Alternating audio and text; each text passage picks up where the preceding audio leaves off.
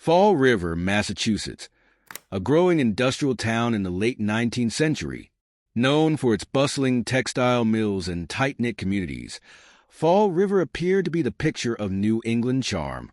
But beneath its polished exterior lay simmering tensions between the working class and its wealthy elite. And it was within this social fabric that the Borden family lived, wealthy, austere, and deeply divided. On the morning of August 4th, 1892, the tranquility of this quiet town was shattered. Andrew and Abby Borden, prominent members of Fall River society, were brutally murdered in their own home. What followed was a tale of unimaginable horror, family conflict, and one of the most infamous trials in American history. This is the story of Lizzie Borden, a woman whose name would forever be etched into the annals of true crime. Andrew Borden was a self-made man, born into modest circumstances. He had built a fortune through real estate and banking, rising to become one of Fall River's wealthiest citizens. Despite his wealth, Andrew was known for his frugality, often described as bordering on miserly. His second wife, Abby Borden, managed the household, but tensions with Andrew's two daughters, Emma and Lizzie, were palpable. Lizzie, the youngest, was described as bright and independent, yet she chafed under her father's tight grip on finances. She longed for a life of luxury, a life Andrew's wealth could easily afford, but one he refused to provide. Adding to this discontent was the growing influence of Abby, who Lizzie believed was siphoning their inheritance for her own relatives. By 1892, the Borden family was a house divided, its fractures hidden from the outside world but festering within. It began as a morning like any other. The Borden household awoke early, with Bridget Sullivan, the family's maid, beginning her chores despite the oppressive summer heat. Abby instructed Bridget to wash the windows, a task the maid resented but carried out. Andrew left for his morning errands, leaving Abby, Lizzie, and Bridget at home. Emma was away visiting friends. By 9:30 a.m., Abby had gone upstairs to the guest room to make the bed. There, she met her tragic fate. Struck 19 times with a sharp object, her skull was crushed beyond recognition. When Andrew returned home around 10:45 a.m., he appeared tired and lay down on the sitting room sofa. Unbeknownst to him, his wife was already dead upstairs. Just minutes later, Andrew too was attacked, struck 11 times in the face with an axe-like weapon. His wounds were so severe that his left eyeball had been split in two, a chilling sign of the force behind the blows. The discovery of the bodies sent shockwaves through the Borden household and the entire town. Lizzie was the one to call for help, alerting Bridget to the grim scene in the sitting room. When neighbors and police arrived, they found Andrew's lifeless body sprawled on the sofa, blood pooling beneath him. Upstairs, Abby's mutilated form was discovered in the guest bedroom. Despite the horror, the investigation was plagued by missteps from the start.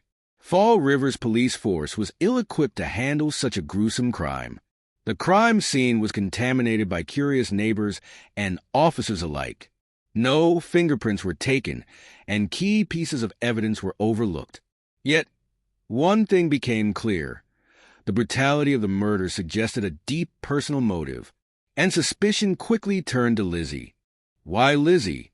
Investigators pointed to her strange behavior both before and after the murders. Just days prior, Lizzie had reportedly tried to purchase prussic acid, a deadly poison, from a local drugstore, claiming it was for cleaning a fur cape. She was denied the purchase, but the incident raised eyebrows.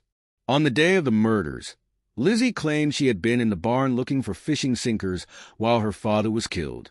Yet, no one saw her leave the house, and there was no physical evidence to support her alibi. When police searched the Borden home, they found a broken hatchet in the basement, its blade suspiciously clean.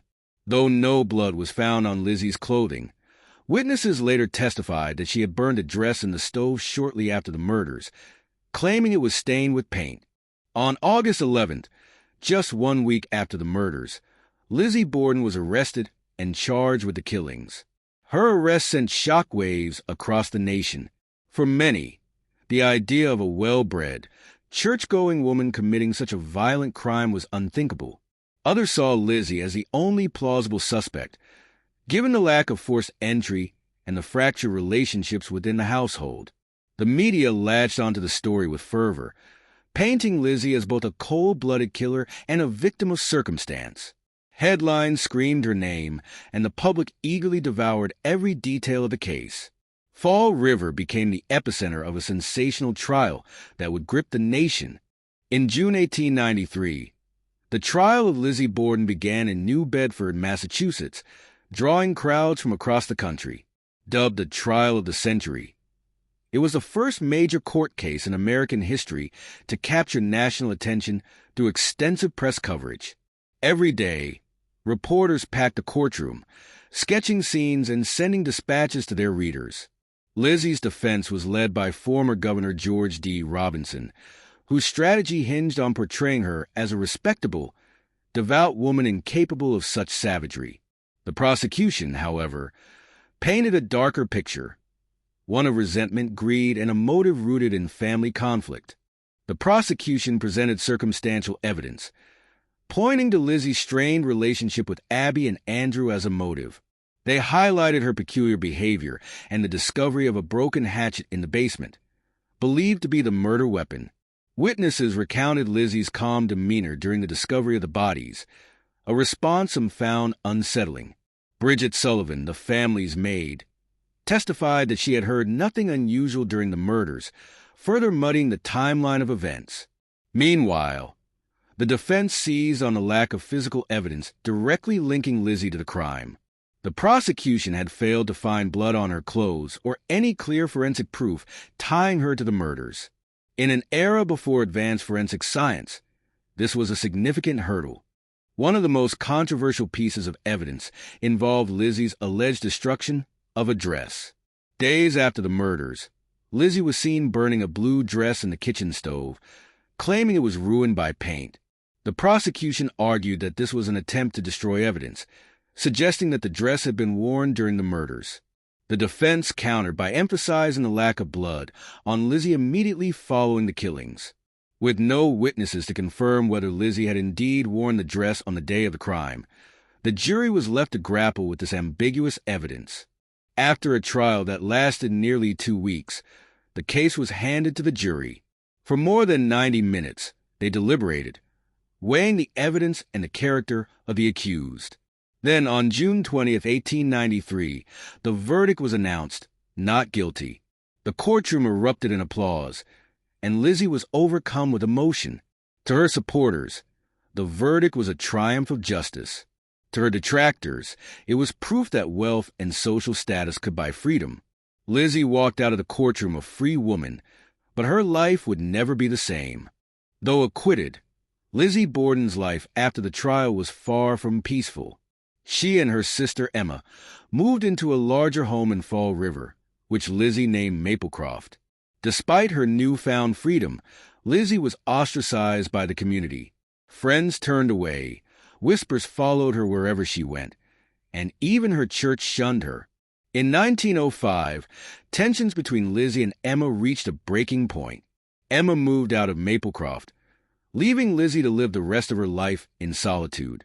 She died in 1927 at the age of 66, her fortune intact but her reputation forever tarnished. The Lizzie Borden case remains one of the most enduring mysteries in American history. Over the years, countless theories have emerged. Some speculate that Lizzie's motive was rooted in greed, resentment, or even mental instability. Others argue that an unknown intruder could have committed the crime. Modern forensic advancements have shed light on aspects of the case, but have been unable to provide definitive answers. The murders of Andrew and Abby Borden remain officially unsolved, leaving Lizzie's guilt, or innocence, a matter of eternal debate. Lizzie Borden's name has become synonymous with one of the most chilling and controversial crimes in American history. Her story has inspired books, films, and even nursery rhymes, ensuring that her legacy endures. But behind the sensational headlines and public fascination lies a tragedy of familial conflict, societal judgment, and unanswered questions. The Borden murders remain a stark reminder of the darkness that can lurk beneath the surface of even the most ordinary lives. If you were intrigued by the chilling story of Lizzie Borden and the unanswered questions surrounding this infamous case, don't forget to hit that like button and subscribe to the Crit Stories for more captivating true crime and historical mystery content. Share your thoughts in the comments. Was Lizzie guilty, or do you think someone else committed the crime? And remember to turn on the notification bell so you never miss an episode where we dive into the darkest corners of history. Your support helps us keep uncovering these fascinating stories for you. Thank you for watching, and we'll see you in the next chapter of the Crit Stories.